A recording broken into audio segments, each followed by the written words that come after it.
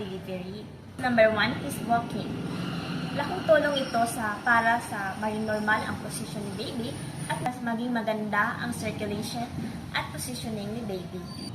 Number 2, prenatal exercises like pelvic thrusts or squats kung okay sa OB. Nakakatulong ito para sa opening ng iyong hips. Malaking tulong ito para maging maganda ang circulation at positioning ni baby. Number 3, hydration. Uminom ng maraming tubig lalo na sa huling linggo.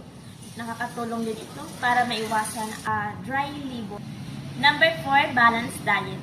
Iwas sa sobrang maalat o matamis na pagkain at kumain ng maraming gulay, prutas, at food rich in iron. Number 5 is sleep. Alam kong mahirap minsan, lalo na kung nasa 3rd trimester ka na, kasi mabigat na yung tiyan at hirap makahanap ng comfortable position. Pero rest is your recovery preparation.